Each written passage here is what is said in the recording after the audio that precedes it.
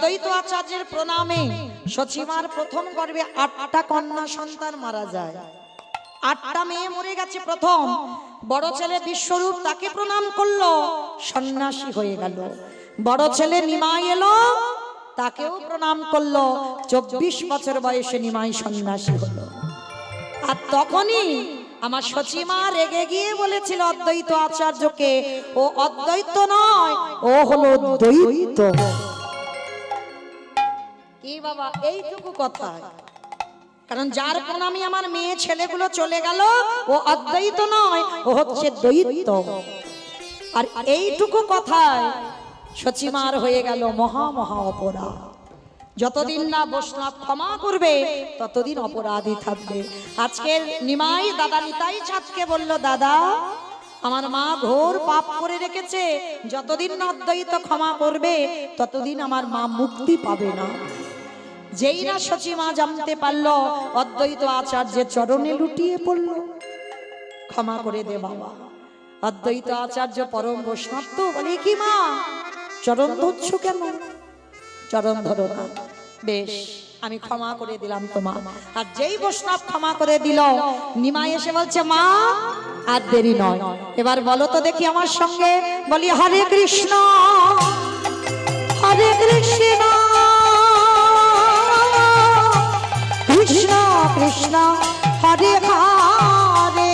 বলে হরে রাম হরে রাম রাম রাম হরে হরে। বলি, গাই গোডা জীবের তরে,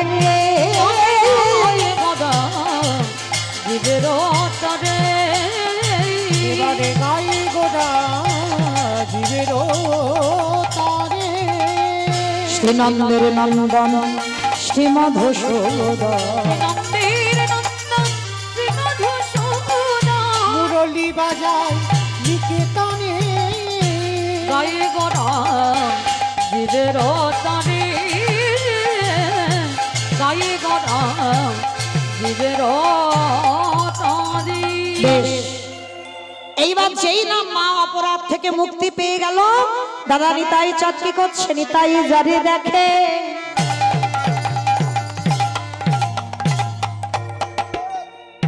তারে বলে, দন্তে তৃণ ধরি ধরি নিতাই জানে দেখি তারে বলে, ওগরন্তে তৃণ ধরি। আস্তে ও মাইরা, তৃণ মানে কি গো? খড় খড় তৃণ মানে ঘাস, তৃণ মানে ঘাস। আচ্ছা, এই জায়গাটা একটু অনুভব করবেন মা, এগুলো কোনো আজে বাজে গান নয়, এটা কীর্তন। এইটা ভুলে গেলে হবে না বাবা, মহাজনী পদাবলী এগুলো। আর কীর্তন আসরে বাবা যদি 2-4টে মহাজনী পদাবলী না হয়, শোনা আর গাওয়া দুটোই বৃথা। তাহলে কীর্তনের কদরও রইল না, মর্যাদাও রইল না। এইগুলো মহাজনী পদাবলী বাবা, এগুলো যদি কেউ আমরা শ্রবণও করি, এটাও আমাদের ভজন। নিতাই যারে দেখে তারে বলি, দন্তে তৃণ ধরি। ও মাইরা, তৃণ মানে ঘাস।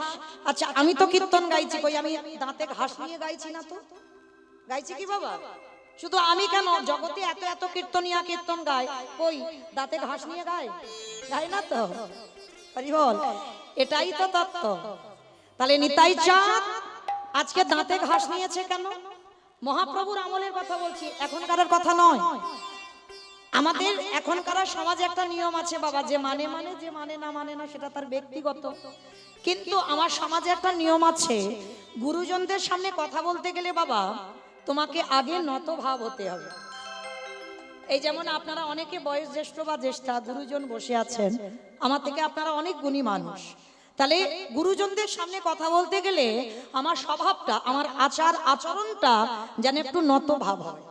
এটা আমাদের সমাজের নিয়ম, যে গুরুজনের সামনে যে কেউ মানুষ, যে কোনো ব্যক্তি কথা বলতে গেলে তার স্বভাবটা যেন নত ভাব হয়, এটা নিয়ম। কিন্তু মহাপ্রভুর আমলে এ নিয়ম নয়। মহাপ্রভুর আমলে নিয়ম ছিল দাঁতে ঘাস নিতে হবে। মানে আমি যে কথাটা বলছি বিনতার সহিত বলছি, আমি নম্রতা হয়ে বলছি, আমি কথাটা সত্যি বলছি, তার জন্য আমাকে দাঁতে ঘাস নিতে হবে। রূপ গোস্বামী সনাতন গোস্বামী যখন প্রভুর চরণ আশ্রয়ে গেল তখনও দাঁতে ঘাস নিয়েছিল। নিতাই চাঁদ হরিনাম দিচ্ছে, দাঁতে ঘাসটা নিয়েছে কেন? সমাজকে বোঝাতে চাইল আমি যে কথাটা বলছি সত্যি বলছি, আমি যে কথাটা বলছি বিনতার সহিত বলছি। ওই জন্য মহাজনী পদাবলিতে বলছে, নিতাই যারি দেখে তারি বলি দন্তি তৃণ ধরি, নবদ্বীপের অলিতে গলিতে।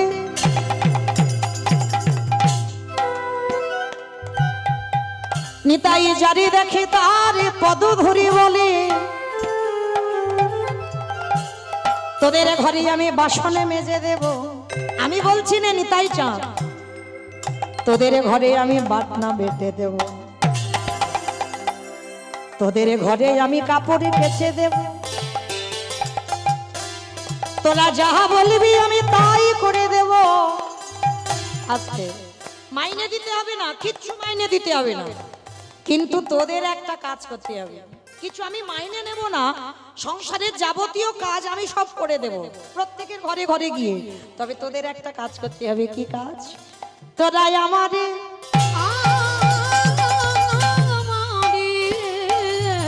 কত সুন্দর পদাবলী দেখেন, কত সুন্দর নিতাই চাঁদ বলছে, তোরাই আমারে কিনে গেলা,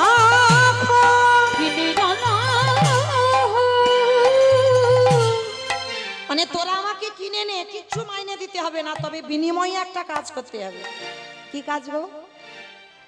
একবার বলো গৌর হরি উলুধ্বনি,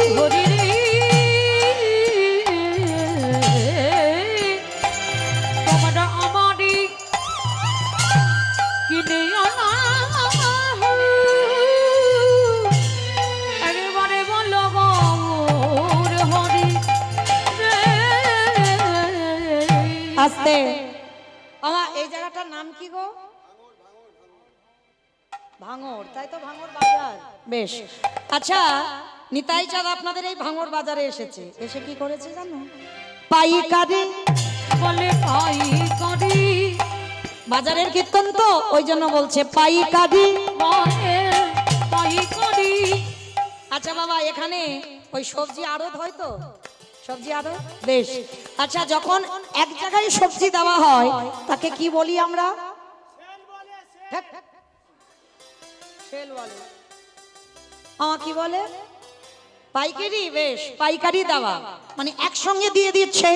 নিতাই চাঁদ আজকে রাত্রিবেলা কোথাও যাচ্ছে না বাবা, ভাঙড় বাজারে এসেছে। এসে কি করছে? পাইকারি। পাইকারি মানে হরিনামটা তো মাথায় করে নিয়ে আনছে নবদ্বীপ থেকে, হরি বল। আর একটা মানে হচ্ছে একটু তলিয়ে যাও, তলিয়ে যাওয়ার নাম তত্ত্ব। পাইকারে বলে পাইকারি, বলি পাইকারি, পাইকারে বলে পাইকারি, পাইকারি।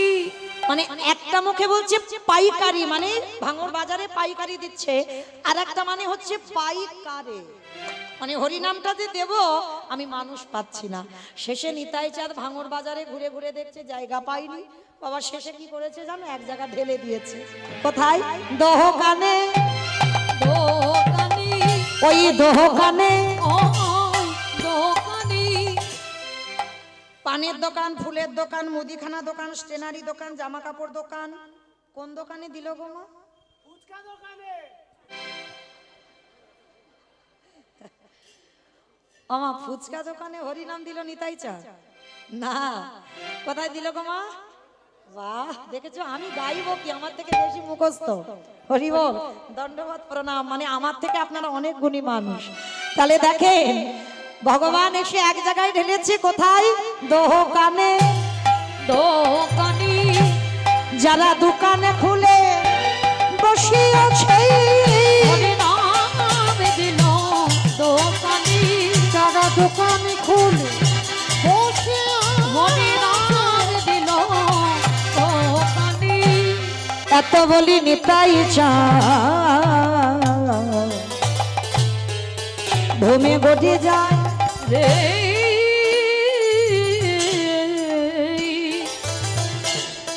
এত বলি নিতাই ওগো ঘুমে গড়ি যায় রে ওগো সোনার ওই সোনার পর্বত জানা পর্বত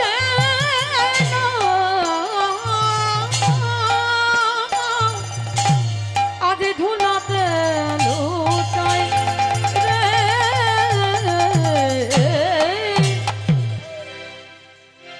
তোরা কে কি নিবি তোরাকে কি নিবে আয় আস্তে আবারও দুটো মানে হচ্ছে দেখো একটু ভেবে গিয়ে তলিয়ে গিয়ে কে কি মানে কে কিনবি কে কি নিবি তোরাকে কি নিবে আয় ওই না গোলকের অমূল্য ধন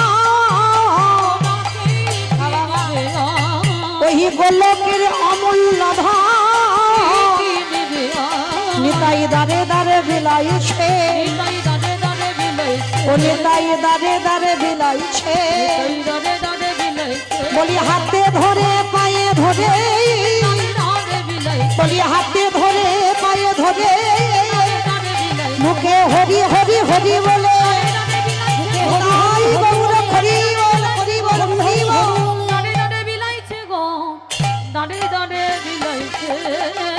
আহা সোনার পর্বত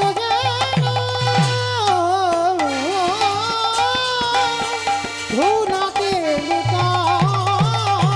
আজ ধুলাতে হেন অবতারে যার রতি না জন্মিল রতি না জন্মিল ওগো দাসী লোচন বলে সেই পাপী এলো আর এলো আর গেল দাসলোচন বলে পাপি এলো না গেল রে লোচন বলে লোচন বলে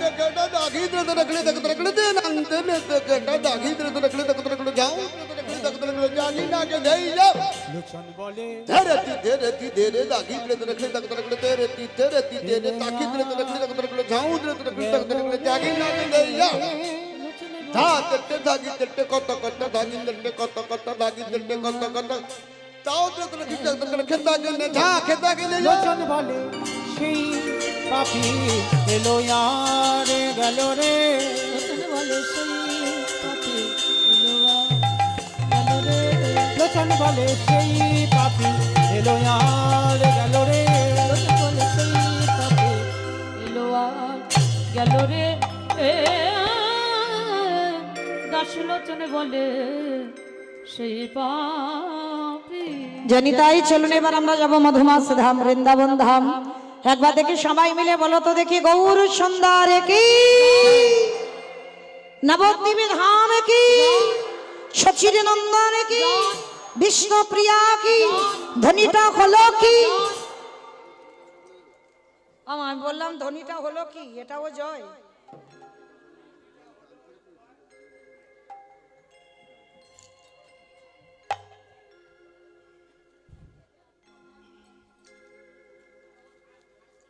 যে রাধে একটা কথা বলে নি আজকের এই লীলা কীর্তন পরিবেশনের জন্য যারা ব্যয়ভার বহন করছেন পিতা ঈশ্বর কালীচরণ পাল ও মাতা ঈশ্বর হারানী বালা পালের আত্মা শান্তি কামনায় পুত্র সমীর কুমার পাল ও তার পরিবারবর্গ কালিকাপুর যাই হোক যারা আমার এই লীলা কীর্তনের ব্যয়ভার বহন করছেন আমার হৃদয়ে যতটুকু কৃষ্ণ প্রেম ভক্তি আছে আমার রাধারানীর চরণে প্রার্থনা করব রাধে ভক্ত যে মনের বাসনা কামনা নিয়ে এই লীলা উৎসর্গ করেছেন রাধারানীর চরণে ভক্তের মনোবাসনা যেন আমার রাধারানী পূরণ করে দেন নিতাই গৌর প্রেমানন্দে হরি বল হরি বল হরি কই দেখি সবাই একবার নিতাই চাঁদ গৌর চাঁদের মতো হাত দুটো তোলো দেখি একবার সবাই।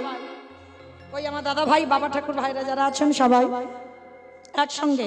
কই আমার দাদা ভাইরা হাত উঠছে না কেন? সবাই একসঙ্গে তোলো দেখি, তোলো সবাই বলো গৌর সুন্দর কি, নবদ্বীপ ধাম কি, সচিরি নন্দন কি, বিষ্ণু প্রিয়া কি, ভক্ত বৃন্দ কি, হরিবাসর ধাম কি, সাধু গুরু বৈষ্ণব কি, আপন আপন গুরু চরণ কি, মহাপ্রসাদ কি, আজকের আনন্দ কি, নিতাই গৌর প্রেমানন্দে। হরি বল। বেশ, চলো এবার আমরা সবাই একটু বৃন্দাবনে যাই। কি গো, যাওয়া হবে তো? বাহ, বৃন্দাবনে যেতে হবে, একটা গান ধরে যেতে হবে। বেশ, ঠিক আছে, মানে একটু ভজন শুনবে? বেশ, তো যাই হোক, আমি তো ভজনের শিল্পী নয়, তবু একটা গাইব, কেমন?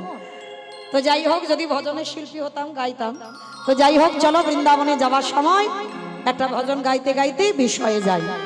একটু উলুধ্বনি দাও দেখি একবার সবাই।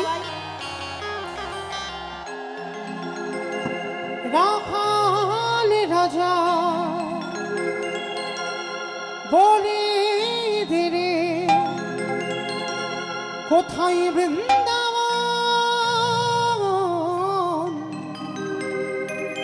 শ্যামী কুণ্ড রাধা কুণ্ড গিরি গোবরে রাখাল রাজা বলি দিদি কোথায় বৃন্দাবন,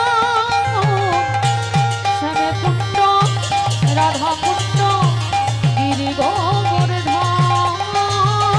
রাখাল রাজা বলে দেবে কোথায় বৃন্দাবন, শ্যামী কুণ্ড রাধা কুণ্ড গিরি গোবর্ধন।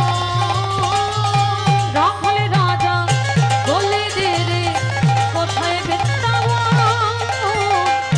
শ্যামে কুণ্ড রাধা কুণ্ড গিরি গোবর্ধন। ওই ভাগ্যবতী সুজনায় উজানে বয়ে যায়, কেশী ঘাট এবং শিবর আছে শ্যামরা। ভক্তবতী সুজমনা উজানে বয়ে যায়, কেশী ঘাট এবং শিব আছে শ্যামরা। আমি আর আমার সম্প্রদায় যাব, আপনারা যাবেন না? সবাই যাবে? বাহ, যারা যারা যাবেন একবার এই কান মুলে বলছি, মা কালীর দিব্যি, আর বলবো না। সবাই দিকে হাত দুটো একটু আমার সঙ্গে তোলো, একসঙ্গে তালে তালে করো তালি, কেমন সবাই? ভাগ্যবতী সুজনায় উজানে বয়ে যায়, কেশী ঘাট এবং শিবর আছে শ্যামরা। ভক্তবতী সুজমনা উজানে বয়ে যায়, কেশী ঘাট এবং শিব আছে শ্যামরা। বাঁশুরি বাজাই রে কালা, বাঁশুরি বাজাই, বাঁশি শুনে রাধা রানী অভিসারী যায়। ও বাঁশরি বাজায় রে কালা, বাঁশরি বাজায়, বাঁশি শুনে রাধা রানী অভিসারে যায়। জয় জয় রাধে রাধে রাধে রাধে রাধে রাধে রাধে রাধে वृंदावन में राधे राधे गोवर्धन में राधे राधे भवन में राधे राधे गली गली में। राधे राधे। আমা আমি আর আমার সম্প্রদায় যাচ্ছি, আর কেউ যাচ্ছে না? সবাই যাচ্ছো? তাহলে রাধা রানীর নাম তো উচ্চারণ হচ্ছে না। কই তোলো দেখি আর একবার হাত আমার সঙ্গে। সবাই বলবে, কেমন? আমার সম্প্রদায় বলবে না, আমি বলবো আর আপনারা বলবেন, কেমন? একটু জোরে জোরে বলবেন। জয় জয় রাধে রাধে রাধে রাধে राधे राधे वृंदावन में गोवर्धन में निधुवन में तालेवन में तमलवन में ऊंचा गांव में बरसाना में राधा कुंड में श्याम कुंड में हरिद्वार में जब से बोलो हिट से बोलो तालेवन में तमलवन में प्रेम से बोलो भाव से बोलो जोर से बोलो माँ के बिहारी রাখালে রাজা বলে দেবে কোথায় বৃন্দাবন রাধা কুন্দ শ্যাম কুন্দ গিরি গোবরে শ্যামে কুণ্ড রাধা কুণ্ড গিরি শ্যামে কুন্দ রাধা কুন্দ গিরি গোবরে प्रेम से बोलो राधा रानी की জয়টা ঠিক হলো দূর এইটুকু নাকি আওয়াজ এত ভক্ত আওয়াজ এত কম কেন আচ্ছা মা তোমাদের এই ভাঙড় বাজারে শাশুড়ি বৌমাতে ঝগড়া টগড়া হয় না হয় না হয় একটু আমার ডায়মন্ডে কম হয় এখানে একটু বেশি হয় বা এখানে কম হয় ওখানে বেশি হয় আচ্ছা বেশ আচ্ছা দেখি মাইরা গলাটা ছেড়ে একবার দাও তো দেখি ওই শাশুড়ি বৌমা ঝগড়ার সময় যে গলাটা বার হয় একটু জোরে দাও কেমন তখন তার ভাসুর শ্বশুর এসে গেলে ও থামে না আওয়াজ ওই আওয়াজটা বের করো বলে রাধা রানী কি তার মানে ঝগড়া হয় বৃন্দাবনেশ্বরী কি যমুনা মাইয়া কি নন্দ গাঁवो की ऊंचा गाँवों की वर्षा नामों की भक्त वृंदों की हरिवासर धाम की साधु गुरु वैष्णव की अपन अपन गुरु चरण की निताई गौर प्रेमानंदे পৌঁছে গেলাম আমরা সবাই মধুময় শ্রীধাম বৃন্দাবন ধাম আর এই মধুময় শ্রীধাম বৃন্দাবনে গিয়ে আজকে ভগবানকে ভালোবাসতে গেলে বাবা পাঁচটা ভাব লাগে পাঁচটা ভাবের বাইরে কিন্তু ভগবানের সঙ্গে প্রেম হয় না পাঁচটা ভাব শান্ত দাস্য সখ্য বাৎসল্য মধুর এই পাঁচটা প্রেম ছাড়া আর ভগবানের সঙ্গে প্রেম হয় না শান্ত ভাব কাকে বলে যদি মনে করেন জীবাত্মা ভগবান পরমাত্মা এই সম্পর্কের নাম হচ্ছে শান্ত রস দাস্য রস যদি মনে করেন ভগবান প্রভু আর আমি তার শ্রী চরণের দাস এই প্রেমের নাম হচ্ছে দাস্য প্রেম সখ্য যদি মনে করেন ভগবান হচ্ছে আমার বন্ধু আর আমিও তার বন্ধু বা বান্ধবী এই প্রেমের নাম হচ্ছে সখ্য প্রেম বাৎসল্য যদি মনে করেন ভগবান আমার সন্তান আমি তার পিতা বা মাতা এই প্রেমের নাম হচ্ছে বাৎসল্য প্রেম মধুর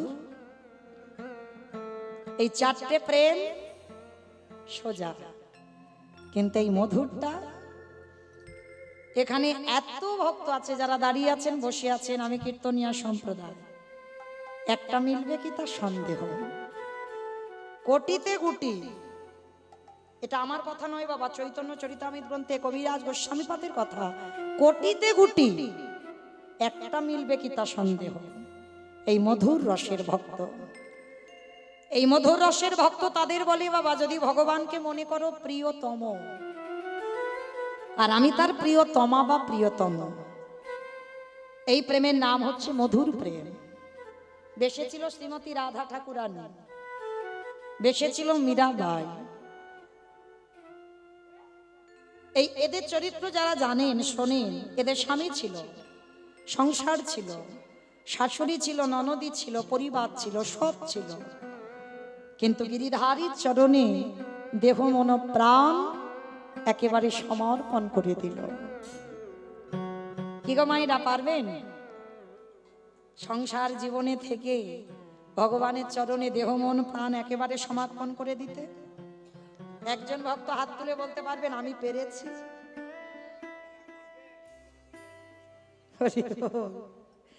রাধে রাধে পারবে না মা খুব কঠিন কারণ এই সংসার জীবনে থেকে এই জড় জগতে থেকে ভগবানের চরণে দেহ মন প্রাণ একেবারে 10 ইন্দ্রিয় গোবিন্দ সেবায় দেওয়া বড় কঠিন কারণ সংসার তোমার তাহলে তার হবে না সংসারে আগুন জ্বলবে দাউ দাউ করে তুমি দ্বিচারিণী হবে কলঙ্কিনী হবে অসতী হবে এ হতেই হবে তো যাই হোক এই মধুর রস এই 5টা রস ভগবানকে ভালোবাসার জন্য তা আজকে এই 5টা রসের মধ্যে একটা রসের কথা আজকে আমরা আলোচনা করব যে রসের কথা হচ্ছে বাবা সখ্য প্রেম বন্ধু মানে এক বন্ধু আর এক বন্ধুকে কেমন ভালোবাসতে হয়।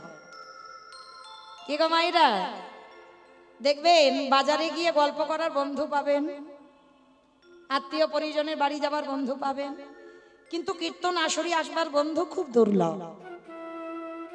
সৎসঙ্গ, একটা কথা মনে রাখবেন, সঙ্গ করতে হবে বাবা, বেছে করতে হবে। সঙ্গ যেটা করছো ভেবে করো, না হলে তোমার ওই পিতামহ ভীষ্মের মতো দশা হয়ে যাবে। 58টা দিন সরসজ্জা। কেন?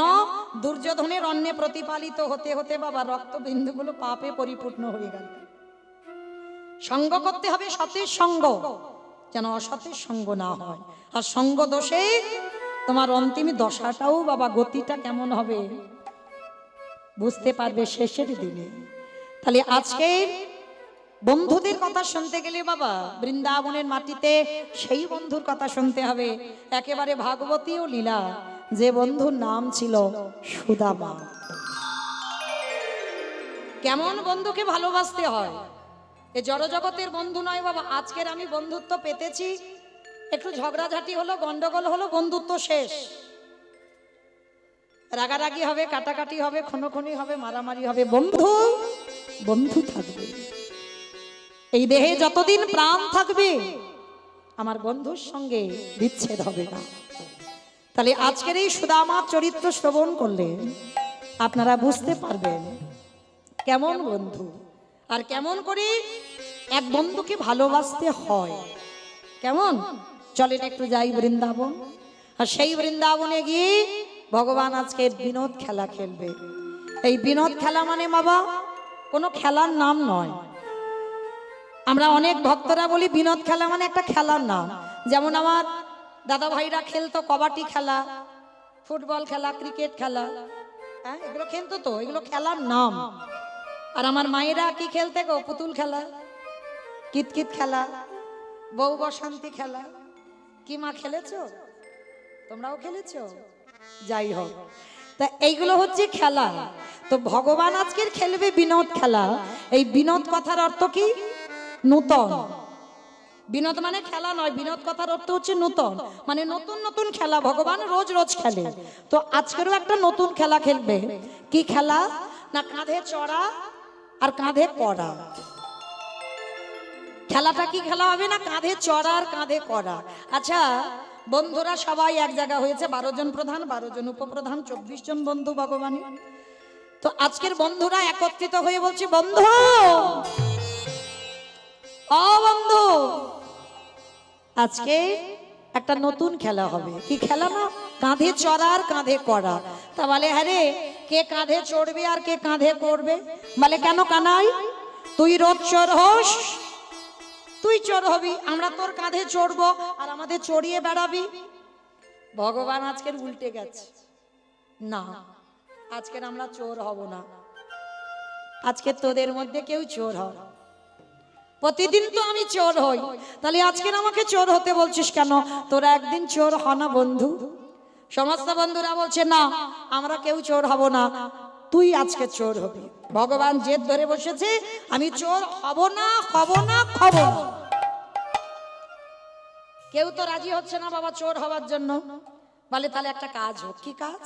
যতজন বন্ধু ততগুলো পাতা আনবো, আর তার ভিতরে একটা পাতা ছিদ্র করে দেব, আর ছেঁড়া পাতাটা যার ভাগ্যে পড়বে সবার চোখ বাঁধা হবে, আর যার ভাগ্যে ছেঁড়া পাতাটা পড়বে সেই হবে আজকের খেলায় চোর। বলে এইটা মন্দ বলিস নি কানাই, ঠিক আছে তাহলে খেলা শুরু হোক। ভগবান নিজের হাতে পাতা তুলেছে, তার মধ্যে একটা পাতা ছিঁড়ে দিয়েছে, আর ছিঁড়ে দিয়ে সবার চোখ বেঁধে দিয়েছে। ভগবান বলছে শোন বন্ধু, কেউ কিন্তু চোখ খুলবি না, আমি চোখ খুলে আমি পাতা তুলবো, তারপরে তোরা সবাই পাতা দেখবি, কেমন? বলে ঠিক আছে তাই হবে। সবার চোখ বেঁধে দিয়েছে। ভগবান একটা একটা করে সবার কাছে নিয়ে গেছে, পাতা তোল। সবাই চোখ বাঁধা অবস্থায় পাতা তুলছে। আস্তে ভগবান শেষের বেলা পাতাটা তুলেছে। সবার চোখ বাঁধা ছিল, চোখগুলো খুলে দিয়েছে, নে এবার পাতাগুলো দেখ। সবাই পাতা দেখছে। কেমন লীলা দেখো, বড় মজার ব্যাপার। সবার ভাগ্যে ভালো পাতা পড়েছে, আর আমার ভগবানের ভাগ্যে ছিদ্র পাতা পড়েছে। আর যেই না আমার ভগবানের ভাগ্যে ছেঁড়া পাতা পড়েছে, সবাই বলে উঠলেন কানাই চোর, কানাই চোর। কানাই চোর, চুপ কর, চুপ কর। চোর চোর বলতে লজ্জা করছে না? আরে আমি যে চুরি করি, আমি কি চুরি করি একা একা খাই? মধুমঙ্গল বলল আমার একটু অন্ন খেতে ইচ্ছে হয়েছে। ব্রাহ্মণ পাড়াতে গিয়ে আমি নিজে কত গালিগালাজ খেয়ে ওদের জন্য খাবার আনলাম। আমি নিজে পীরের উপরে পিড়ি দিয়ে ননি পারি, আমি কি একা খাই? আমি ওদেরকে দিয়ে খাই। কিন্তু বৃন্দাবনবাসী সবাই শুধু বললো আমি চোর।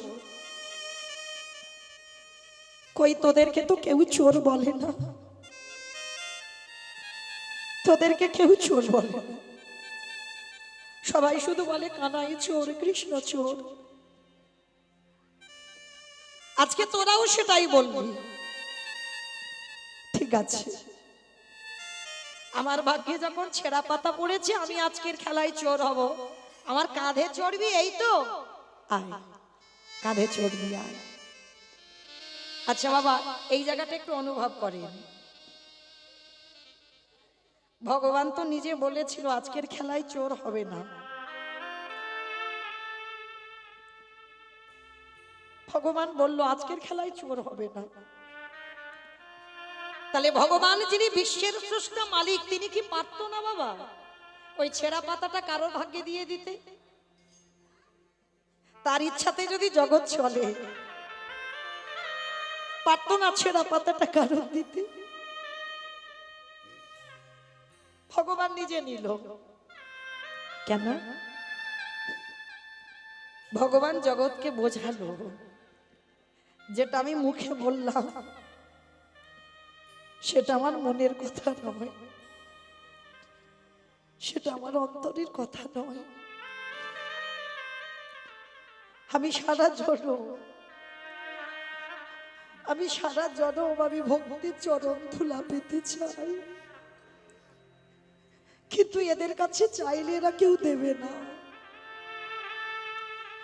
তাই তো আমি ছলনা করে আজকের খেলায় চোর হলাম। কেন? আজকের খেলার পণ হচ্ছে কাঁধে চড়া আর কাঁধে করা। আর আমি যখন কাঁধে চড়াবো, সবাই যখন আমার কাঁধে চড়বে, বলো তো মা, বন্ধুদের চরণ দুটো থাকবে কোথায়? ভগবানের হৃদয়ে। ভগবান মনে মনে বলল, বন্ধু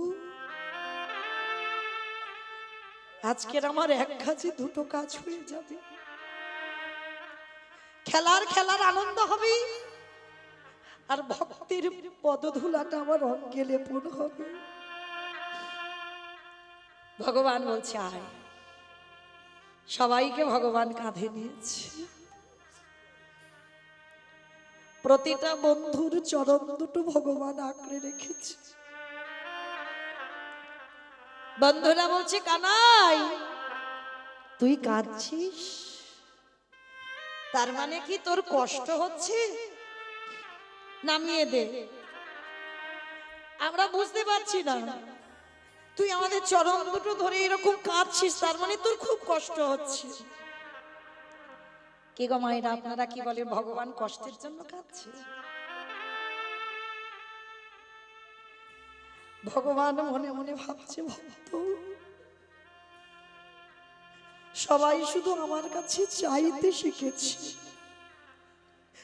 বিনিময়ে আমাকে কেউ কিছু দিতে শেখে।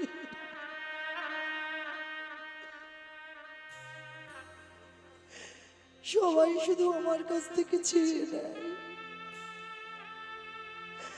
তাই আজ যখন আমি সুযোগ পেয়েছি, আজকেরও আমি কায়দা করে চুরি করে নেব। আমি যে ভক্ত বড় নিতাই গৌর প্রেমানন্দে হরি বল, হরি বল, হরি বল।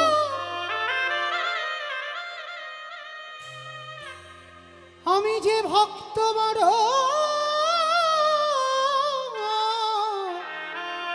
ভালোবাসি,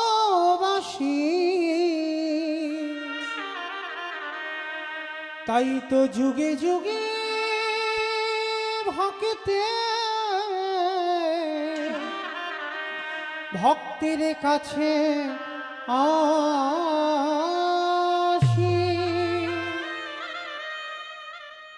ভগবান সবাইকে কাঁধে চড়িয়েছে মা, ভগবানের বদনটা যেন কালো হয়ে গেছে।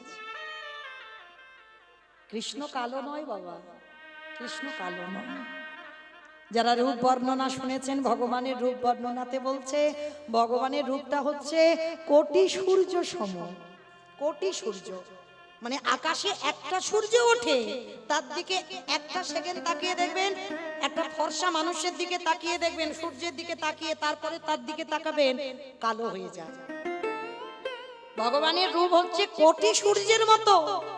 তাহলে একটা সূর্যের দিকে তাকালে যদি বাবা একটা ফর্সার মানুষ কালো হয়ে যায়, তাহলে কোটি সূর্যের দিকে তাকালে দশা কেমন হবে? তাই মহাজনেরা লিখে দিল কৃষ্ণ কালো, কালো নয়, কোটি সূর্যের মতো তার জ্যোতি।